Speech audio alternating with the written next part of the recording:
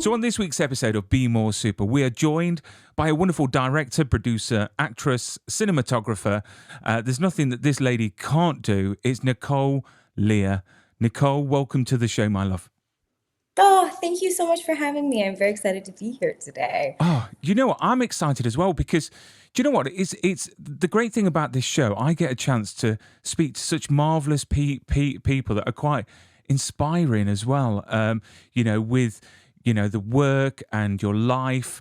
And I've got to say, I mean, I don't want to put like a downer straight away on the start of the interview, but it is a positive in my eyes because, before we talk about your directing and your acting, you started life, well, it was a bit of a struggle to say the least. But the Yeah. great thing to see is that you've come out the other end, stronger and a lot more drive from what I can see from your IMDb and many interviews I've watched and read on you. I mean, it's up to you if you want to go into details regarding that because for the viewers, it's quite interesting to hear someone that struggled, but obviously fought for what she wanted in life, and she's Yeah. reaping the benefits now. Yeah, I'm really open about, the film industry really truly saved my life. I'm very open about it.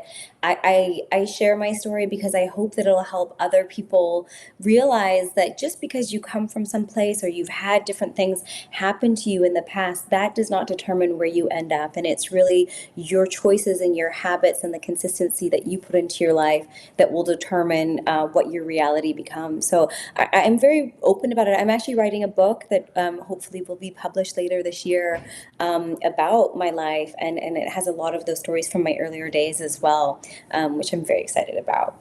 Well, I was going to say, I mean, reading up about you, I was going to ask, the potential possibility of a book because, it's quite inspiring to read someone's life. I love, you see, I'm not a fiction person. I like autobiographies, but only of Yeah. certain people like Michael J. Fox and Christopher Reeve and people that's had struggle in their lives and how they've either come to terms with it or overcome it. And it could be quite helpful for people out there that may be experiencing the same thing or has been through the same, experiences like yourself. Yeah, absolutely. I just read Viola Davis's biography, and it really inspired me. And I truly believe that it's important for us to share as many stories as we can, as long as you're comfortable doing that, because I do believe it does help people, and it's important, especially in this industry, especially in this industry. Definitely. And we're Yeah. going to talk about that later down the line because Hollywood, many would say, is very broken in many ways. And it's quite Mm. sad because, I see the wonderful work that people are doing, like yourself, and I just wish that people would listen more in Hollywood and start changing things. But we are going to talk about that. I've got to say as well that you quoted in an interview, which I thought was fantastic, was Barack Obama, which Yes. I've got to say, he's my favourite president to date.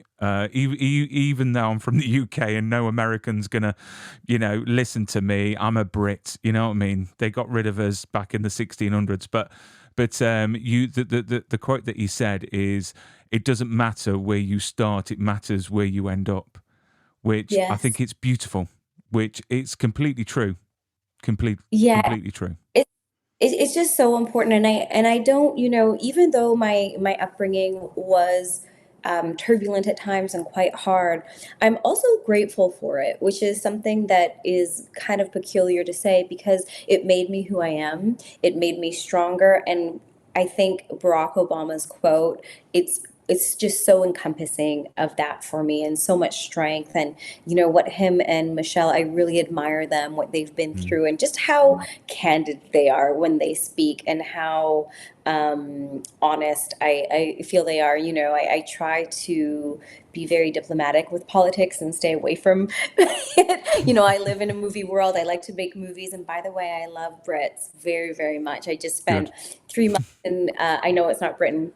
I was Ireland, but I have actually been to London, England. I was actually on an arranged marriage, believe it or not. Oh wow. In And then abducted into a Sufi cult in in England at one point in my life, which will all be in the book. So I'm writing about all of those things.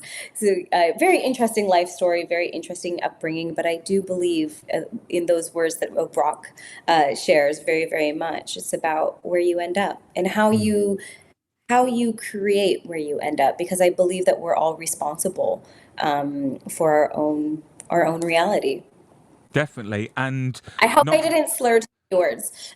no, no, no, and not to take a line from a movie, but in Gladiator, when Russell Crowe says, "What we do in this life echoes in eternity," so it's about making the most out of this life, so you'll remember, you know, you're remembered and you're not forgotten. So you've got to do the best that you can. And I've got kids, so for me, I'm like a memory machine. So it's my job to make those lasting memories every single day for my girls, for the future as well. So why acting? What sparked that decision? Because it's not a normal job, and I don't mean to put that down because acting is a wonderful job, but why acting? So, I don't know if I remember the exact moment that I decided to become an actor. Like, I remember the exact moment. It was in an Oliver Twist play in high school, and we did our final bows, and I just remembered more. And I really, I was like, this is what I'm going to do. But in terms of like when you're saying like why acting, and I think that there was many different things in my life in my childhood that led up to me making that decision. I think that some of those things that happened, maybe, daydreaming, playing like you're not in the same reality, all of those things, and just discovering that you can be other people and live other experiences was part of that.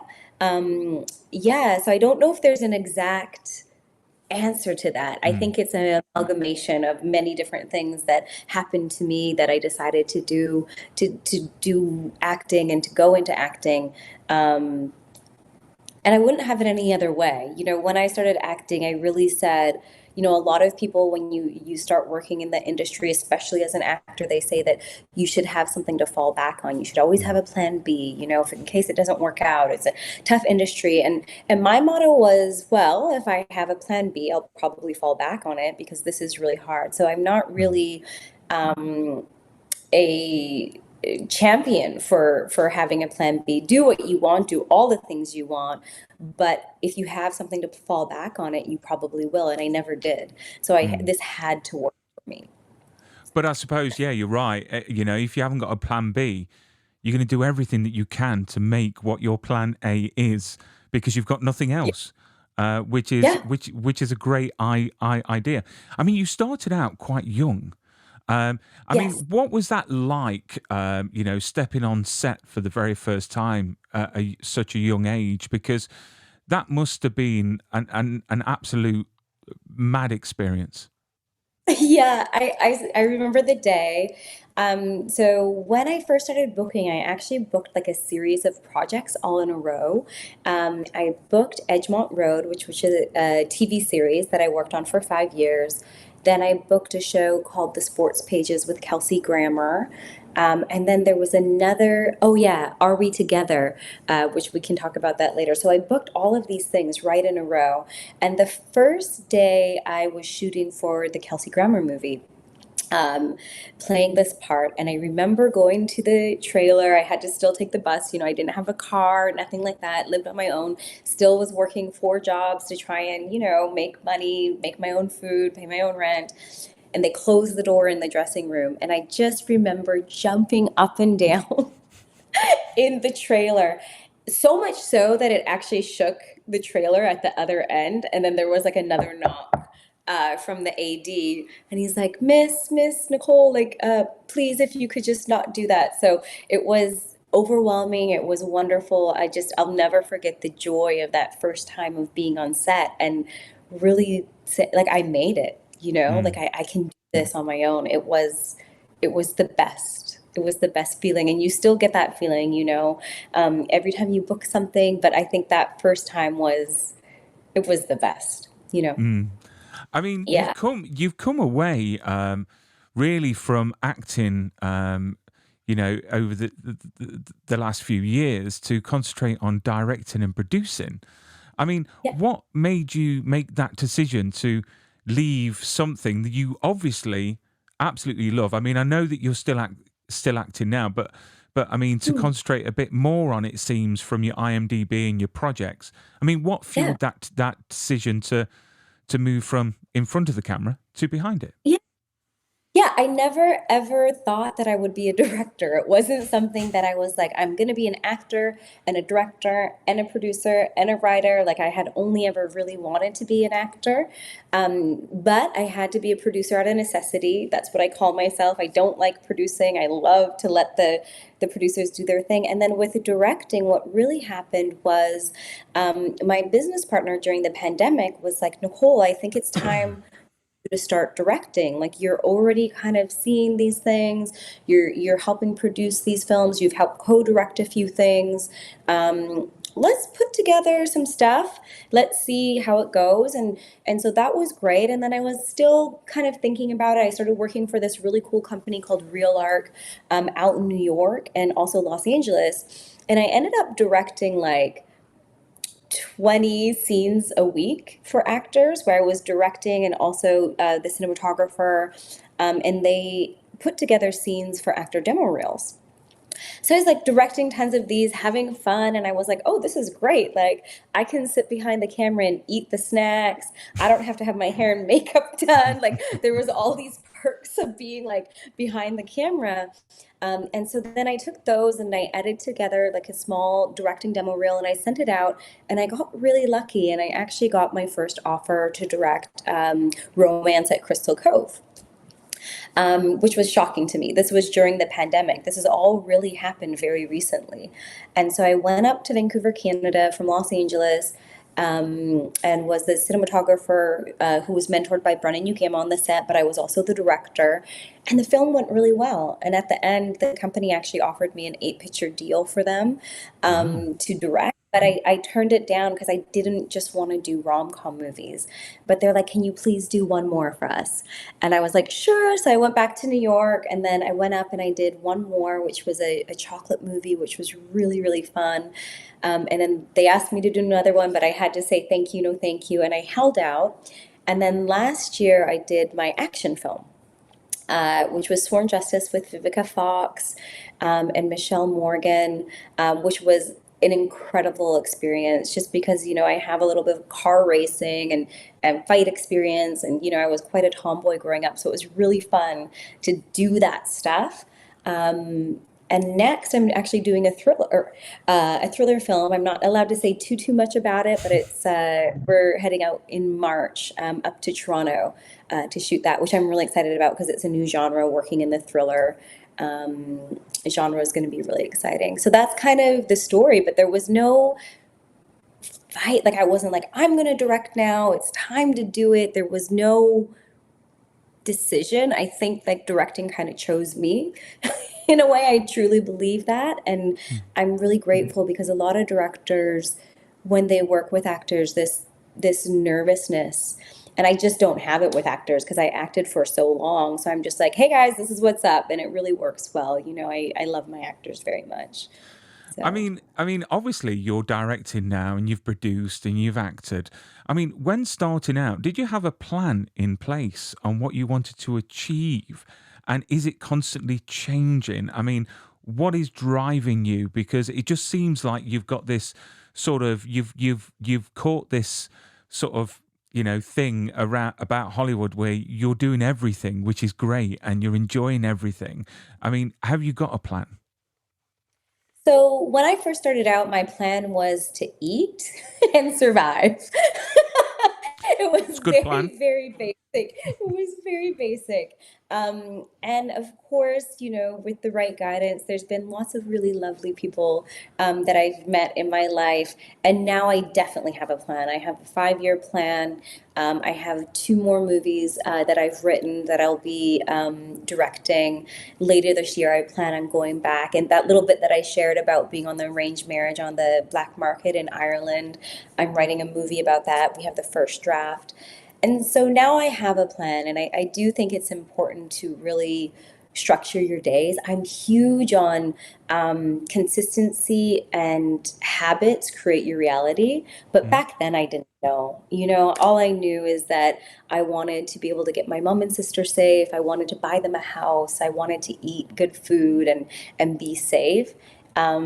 But with the right people that I think that I've surrounded myself with and I continually surround myself with, I now have a plan. It doesn't always go the way that I plan, though. I should say that because the film industry changes all the time. So while there's a plan, we don't know if it's always going to go to plan. I mean, has there been a point in your career where you've stopped and thought, do you know what? I'm actually really good at this.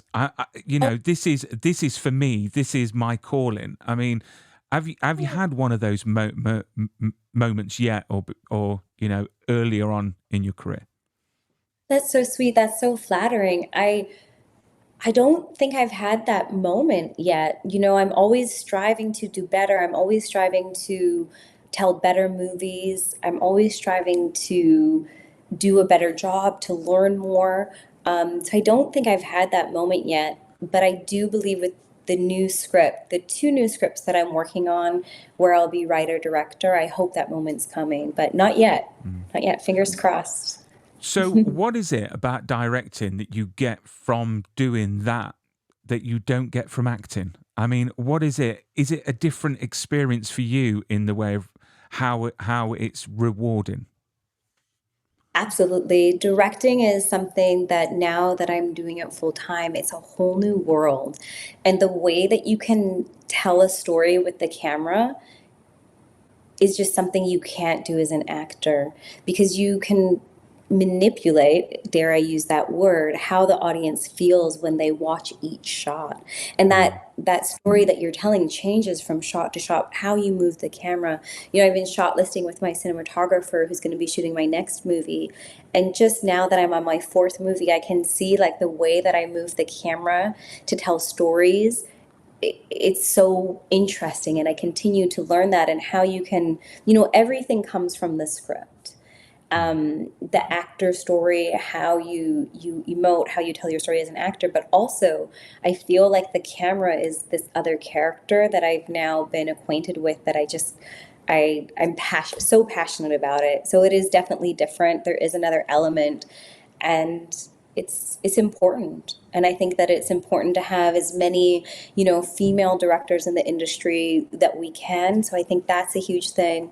I'm taking this cool film history class right now, and last night was on women in Hollywood, and they're just talking about different editors and the different percentages that are in Hollywood, and I just think it's just so important. So there's that aspect. Even if I'm what did I think it was Martin Scorsese or somebody who said, or maybe it was Quentin Tarantino.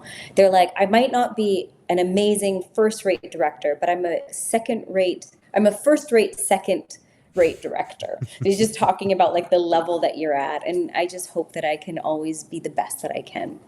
Um, I mean, I yeah, mean, I mean, we hear so many horror stories of directors, and I'm not going to yeah. name a few that's in the press quite a lot. What kind of director are you?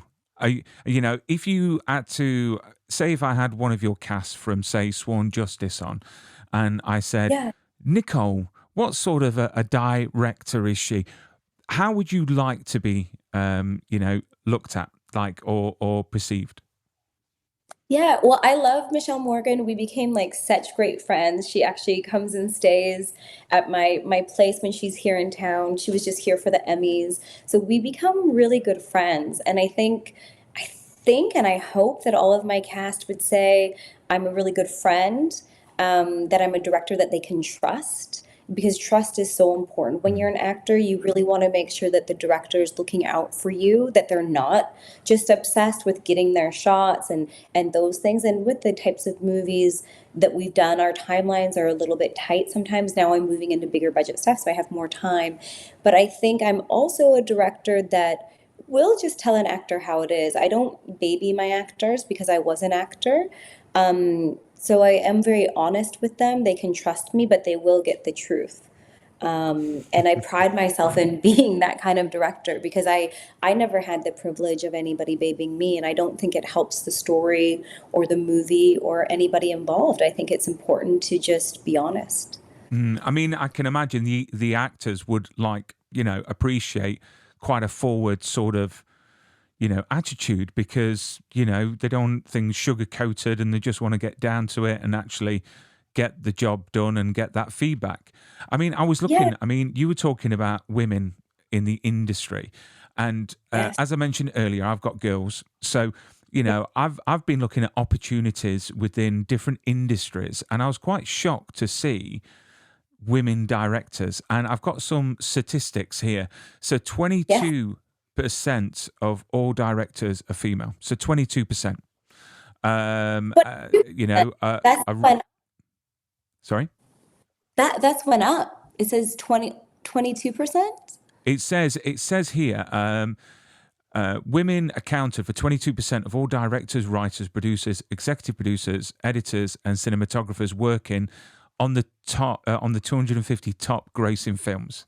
This Yeah. represents a So that decline of 2% from 24% in 2022, which is yeah. which is shocking to think. I mean, why do you think? I mean, obviously, it's been a man's world for many years. Hollywood has, these big studios. I mean, why do you think it's taken so long for women to actually take that role as directors? Because I've had quite a few female directors on this show because I think it's important to highlight that issue and talk about it. So why do you think it's taken so long? Yeah. So first of all, the statistic that you shared, it's so interesting because that's all encompassing. That's including the editors, the producers. I believe the statistic for female directors, just directors, is 2%. So That is it's crazy. oh, Oh, you've got. balloons. I don't know why that happened. I'm so sorry. Did you put balloons on there or did I? I don't know. I And don't I'm think I've so got that. I don't think I've got that ability to put balloons on screens. But yeah, the balloons came at the right, like at the moment you said 2%, which is shocking. Two that is very percent. It's a bit yeah. strange. It's haunted. This interview is haunted. But yeah, that is shocking. I mean, 2%. I mean, obviously, you've got Patty that does the Wonder Woman movies, but do you Yeah. think that indie films and low budget films are the way forwards for, you know, female directors to get seen more? Because the studios are obviously not, moving on diversity. Yeah, I try not to. I'm aware of all of these facts. I'm aware that there is a major issue. I'm educating myself every single day, and I truly hope to be a part of the change of that. But my root belief is that I hope that I will always be hired on my talent, Mm. that I won't, because there's also things like tax credits. Producers get, for hiring Black and female people of color, BIPOC people in the director's chair, they get tax credits. So sometimes you get hired on a job just based on that. And I always like to believe that I'm getting hired based on my talent and my education. And in terms of, females in the industry and studios and the change and independent film, I think we have to do whatever it is that we have to do, which I know, Brian, isn't really an answer. But for me, in order to get in, I had to do low budget film to start. I had to, and I had to prove myself. I didn't get to go to film school. Some people will go to film school. Some people will go to AFI. They'll get introductions. They'll do really, really well. Other people will have to work their way up in the AD department. And I don't think that there is one path for anybody, which is really frustrating sometimes when you're starting in this industry, because some people, you just want to be like, what do I have to do to make it? What do I have to do to break in? But there's not really an answer because everybody's path is different. And I do see change. I do see, there's so many amazing movies like the director of Saltburn, Greta, with Barbie, who I absolutely love. And we're really, we're showing up in a way that is undeniable. And I think that female directors, from my experience, when I get to chat with others, because you don't always get to chat with other directors because you're always on set, but I do notice we are just a little bit more detail oriented with our scripts, with our departments, with energy. There's something that a female director can bring to a project that others can't. Mhm. It's the same thing if you have a certain story, it really is a benefit. And so I really try to focus on the positive. And I hope that my talent and other female talents that are working in the directing field, that it will shine enough that people will just say, we're hiring these people based on their talents and nothing more. Because it gets boring when you're focusing on, not boring and it's something we need, but do you know what I mean? Like, it's Yeah. like, oh, all the men, it's like, well, who's the best person for the job? Who has the Yeah. best talent? And yeah, so that's what I try to hope will happen, and I do see some change of that.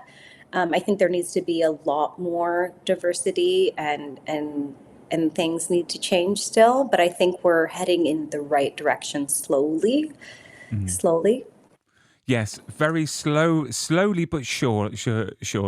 I mean, what Yeah. I love about movies is they obviously carry powerful messages that challenge an audience's morals, and I've got to say, movies like Remember the Titans, and which is one Yeah. of my favorite movies, and also a movie I'm not sure if you've ever heard of it called The Power of One, which was a Morgan Freeman movie with Stephen Dorff. It was based in South Africa.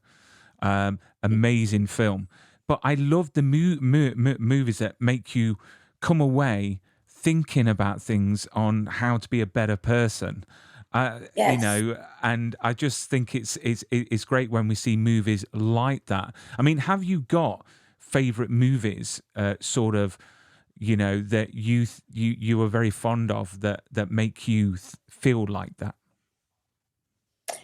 Yeah, it's really interesting because I watched such interesting movies as a child with my background, and in our home we were watching really interesting things. The movies that I'm the most fond of is, I love Django. I love Mhm. Kill Bill. I love two very strange movies that I love since I was a child. Of course, Pretty Woman and Top Gun, the original, those two. But I'm really moving into, I love Quentin Tarantino, Mhm. his style, Robert Rodriguez.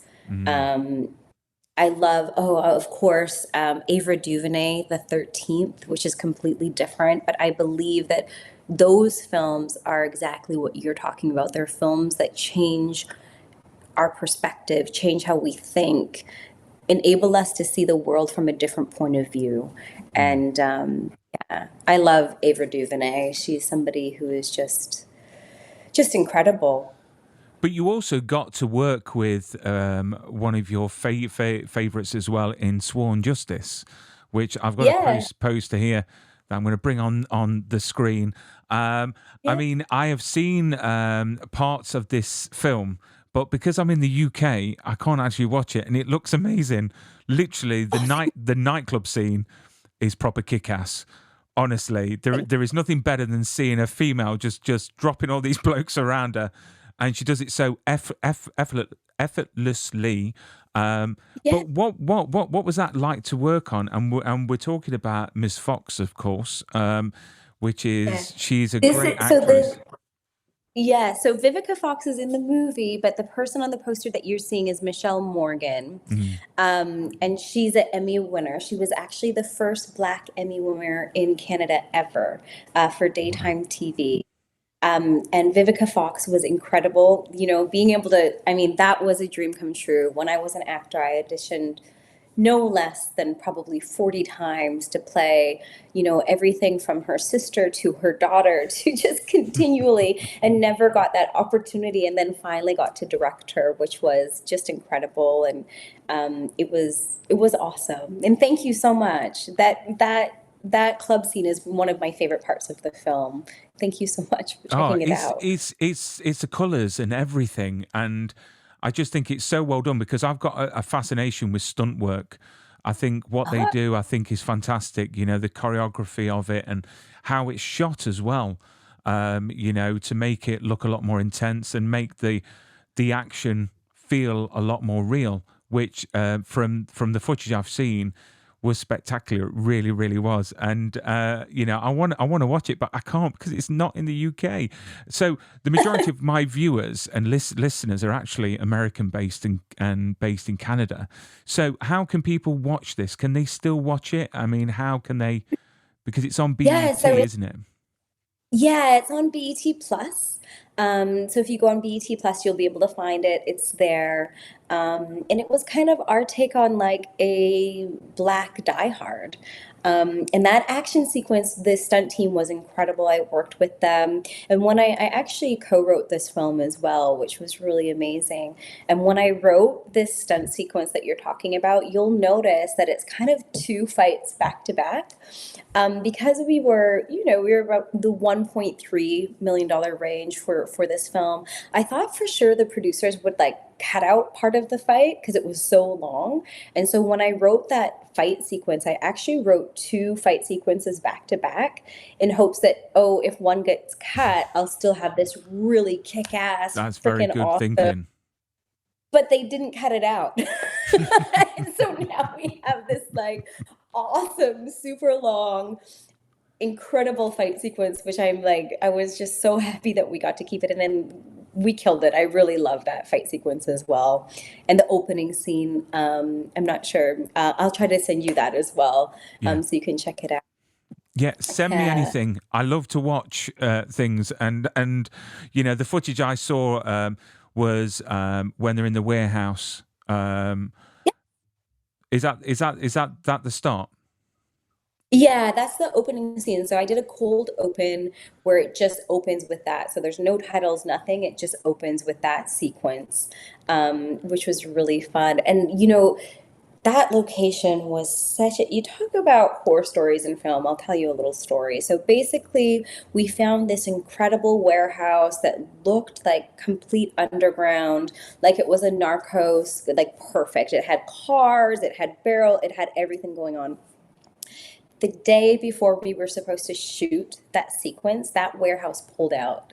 And my producer had to like show me this other warehouse. He's like, the warehouse has decided they're not available, something's happened, but this warehouse is available.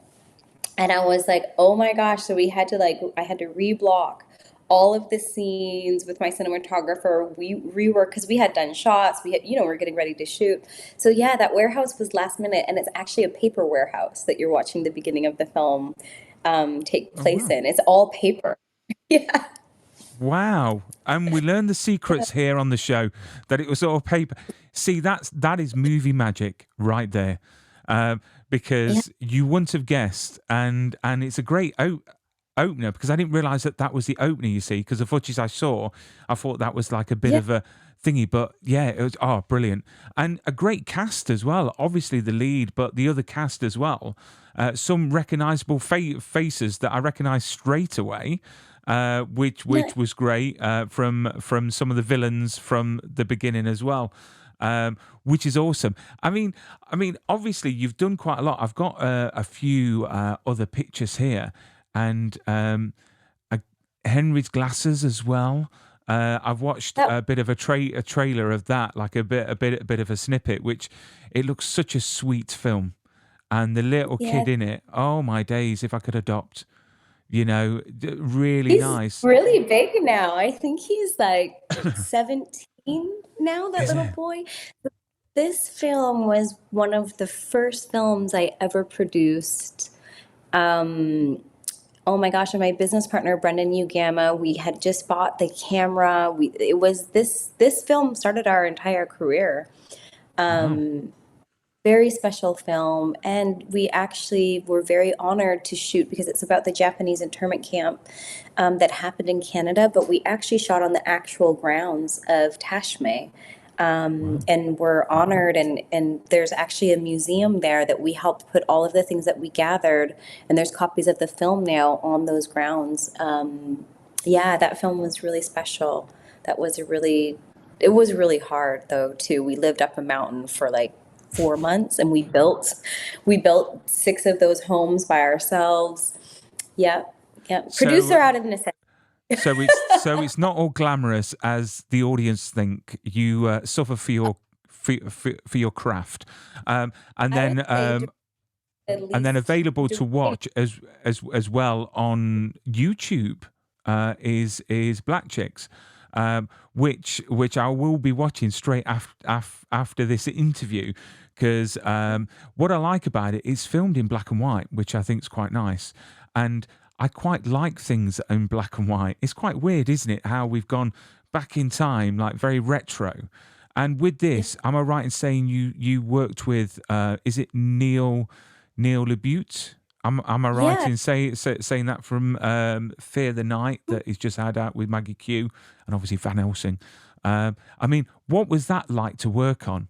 With him as well and learning as you went on as well.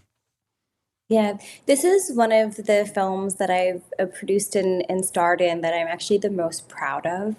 And I believe we made Black Chicks before its time. And it's talk about a film that's going to make you think. I'll be very curious after you watch it. Let me know. Send me an email and let Yeah, me know yeah, I what you will do. think.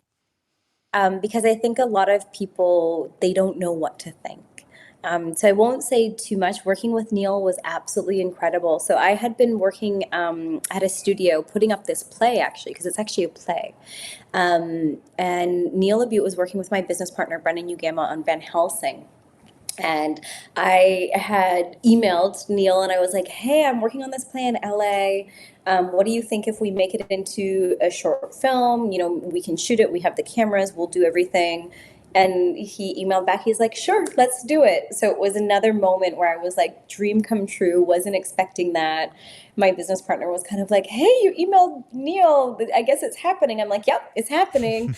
And we go, it kind of happened really quick. I took a little brave step forward and took a risk, and it worked out well. But this is actually one of the films that I've made that I am the most proud of, and I hope to make more films like this that spark conversations. I mean, I can't wait to watch it. I started to watch it, and then obviously I got the timing wrong, which is my fault for the interview. But I will be going straight back to it. So I mean, obviously you as a director and as an actor, do you think it helps you greatly knowing what it's like to be in front of the camera? To actually be behind the camera, because there's a lot of directors out there that have never stepped in front of a camera unless it's for like a cheeky cameo. You know what I mean? So, Huge. It's absolutely huge because you know what the actor is. You might not know exactly what that person is feeling, but you can understand what they're going through, especially if, we had a lot of love scenes in Sworn Justice. There was a lot of intimate scenes. And so there's an understanding of knowing that they're being so vulnerable, they're being so mm, sensitive, or in the fight sequences when the stunt people are working, but the actor, you want them to do a few, and you can see like the actor can do it and they want to do it. You can feel that energy. And so I would say to Michelle, I'm like, hey, do you want to try this one? She's like, yeah, yeah, yeah. And so with the safety people there, she would get a few of the shots in, and so there is a great understanding that I'm so grateful. I do believe it makes me a stronger director, having been in front of the camera and had those experiences. But I also think it might make me I'm a very straight shooter director as well. Like I was talking about earlier, they're not going to my actors don't get babied from me because I know what they're going through. I feel like most of the time I know and I'm very aware of the actor's experience just because I've had it so often myself. mm. I mean, you've worked with so many great people. I've got to say, from Robert Redford, James Cameron, James Franco, Seth Rogen, Nicolas Cage. The list goes on and on and on. Along with working with them, and obviously your amazing career to date, have you got like a favorite moment that you'll always cherish? That one single moment that that stands out as your shining moment of your career?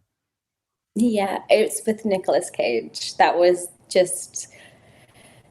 awesome. You know, the part was written for a man. And I found the audition myself. At that time, I had kind of been taking a little bit of a break, but I saw this part and I thought, you know what? Screw it. I don't know if we can swear here. I have Of a course little you bit of a yeah. I was like, fuck it. I'm auditioning for this part. This part is me. So I auditioned. And the casting, actually, I had auditioned for one other part, and then I wanted to audition for this part as well. And the casting director was lovely. They allowed me to do it, but they're like, it's written for a man, but sure.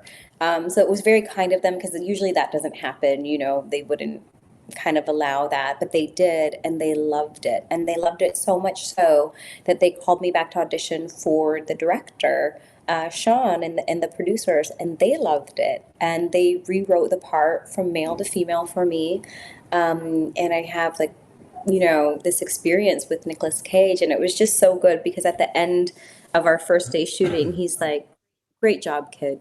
And I'll never forget that. Like I was just like, oh, you You're know, and like, say it he's amazing. again. I want to record it. Say it again. Do you know what I mean? So I Yeah, can play it on yeah, repeat. But how amazing is yeah. that they changed the role from a man to a woman? Yeah, so I So see you, little sparks of that in our industry, you know, like little moments where you see that happen, and just that it was such a, you know, it was a big part to have all of those scenes with Nick Cage, and that they changed it. It was freaking awesome. did you feel like the magic after the audition? I mean, when you went in there, I mean, and you went away, did you feel like as if, you delivered such a performance that something was going to happen? I mean, very I prepare obsessively. So whether I'm directing or acting, like I prepare so I know it so well, and I believe in preparing obsessively so that you can throw it out. And so you just never know with acting, like you just never know. You go in and you do the best you can, but there are those parts that are written for you. There's just those parts that where you're like, I've lived part of this, or I have this experience, or you're in the right headspace. And I did feel like I was the rightful person to tell that story. I felt like it was mine. But you still never know. Sometimes there's other, and I know this from being on the other side as a director. Sometimes there's really interesting things, like maybe you look too much like the lead character who's co-starring with them, or maybe you don't, whatever. There's all of these other elements. Maybe you don't live in the right tax jurisdiction for the film. Like there's all of these different things that go into play. So you just never really know. And I think, um, you know, what will be, but that one I felt it, and I was very, very grateful. I'll never forget working on that. And I remember we shot in wine country, in a place called Kelowna, outside of Vancouver, where all these beautiful wineries are. And I just, because Nicolas Cage is a huge wine drinker, so I remember getting him a really nice bottle of wine, and giving it to him at the end. And yeah, it was an incredible experience. Do you know what? Nicolas Cage was in the English press not long ago because he just randomly turned up in like a country pub, Yeah, in the middle of the country for a drink, and everyone yeah. was like, "What the hell?" I mean, this is Nicolas Cage. Very So laid back. He's very chill. Like when we were on set, he would just sit at, because I think he was shooting like 3 or 5 movies back to back. So he never really went back to his trailer. He would just be sitting there learning his lines, very method, very like stayed in. I'm a little bit method when I act too, safely, of course. And that sounds just, that sounds like him, very much like him. I'm not surprised. and also talking about Sworn Justice, how long shooting period did you have? Because I'm starting to learn that quite a lot of movies now are shot over a very short period of time. That would scare the Yeah. hell out of me as a director. I mean, how how Yeah. how many days of principal shooting did you have on that? I had 13 days. 13 which days. which That's is the crazy. longest. Yeah, it's the longest that I've had. But so those types of movies in that budget range are usually shot between like 12 to 14 days, but they're usually not action films because we had car chases, we had stunts, we had fights, we had Vivica A. Fox coming out. Like it was a very ambitious shoot, but I'm very grateful for my producers, Rebecca and Miles, and also Beth Stevenson. And BET was so supportive. There's a gentleman that works at BET, Renee and Marvin, who just supported me so much. Renee even came up to Canada with me and was on set. But yeah, it was freaking crazy, And you hear about these people getting like 24 days for feature films and $20 million. I'm like, sign me up. It's about time, boss. Yeah, You yeah. know? How dare they have that much time? Do you know what I mean? They're all just sat at craft services, just relaxing, while you're running round like a headless chicken, trying to get everything done. Bless you. I mean, I've got a couple of more questions before we bid farewell. I mean, you're obviously very, very busy. Like literally, it just seems like you don't stop. So, for example, after Sworn Justice, over those days of shooting, how do you unwind? How do you relax? How do you find your inner zen when you finish working? Yeah. So there's usually like a week where I literally do nothing. Like I'll I come home, but I you have don't believe that to for go. a second. Yeah. Well, you have to go straight into editing. So you get like, there's like a little break. And Sworn Justice, I was really lucky because we finished on, I think, the 22nd. So the next day was Christmas. So I just went back with my family and just enjoyed Christmas, which was really nice. Lots of really great food. And then we started editing after the Christmas holidays. But for the next film that I'm shooting here in March, I think we end shooting on my birthday, actually, where the last day is on March 29th. And then I think we have the weekend, and then on the Monday we'll start editing right away. So it doesn't really stop. You start editing, and during editing, usually your managers and producers are having you take meetings, or you're kind of starting to find the next job. You might go on to do a TV episode or something like that, and it's really about making sure that when you're doing this, you don't feel like you're working. Because I feel like I'm not working. Like my I'd rather be on set every day than sitting at home. It's really my happy place because it's the place that saved me. Like every time I get on a film set, I'm like, oh, I get to do this. It's such a joy. So I want more. It's interesting because a lot of people are like, Nicole, you're so busy. You're doing so much. And I'm like, I feel like I'm not doing anything. Like I feel like I'm like, oh, yeah, but that's what we do. But I suppose the moment that it starts feeling like work, that's when you've got to be asking yourself, am I enjoying it? Because, everyone would love a job where it just feels like you're having fun and you're enjoying every single moment of it. Before I get to the last question, I've got to put on your Instagram, which is just Oh, there for all the viewers to follow you, to get all your updates and look at all your amazing pictures. I wish I would look that good in front of a photographer, but my best side is the backside. So follow Nicole well, now on that I'm Instagram. behind the camera, I know how to work the camera. So. There we go. But yeah, follow Nicole, find out all our upcoming projects. But the last question is maybe sort of like a segue to your autobiography, because I normally ask my guests, if your life was a movie, what title would it have? Oh, Which could be yeah. potentially the name of your So book. you can't see, but I have like my work board where I pin up like all of my stuff. So there's the next movie I'm working on, and the next two movies, and then this little picture is the book. There's not much up there yet, but the name of the book is going to be "The Life Story You Won't Believe." There you go. And have we got any inkling of when it might be out? I mean, is it just I have an editor right now going through, I think by the end of 2024, 2025, will be published and out for people to read, which is crazy. that It's is going to be crazy. great Yeah. when you receive that first box from the publisher? you'll have to do one of those videos where you open it up and you've got your book there. That will be such a surreal experience, experience. But I'd love to have you on, in the future when your book comes out. We can have Of a talk course. about that book, and I promise I will buy the book because I love my autobiographies. I love Well, I'll inspirational send you a stories. Bless you. Only if you sign it, that would be fantastic. Because I love signed copies. But Nicole, you've been a great guest. It's been absolutely a joy to have you on the show, and I look forward to having you on the show in the future. Thank you very much. Thank you so much. It was so much fun being here. This is great.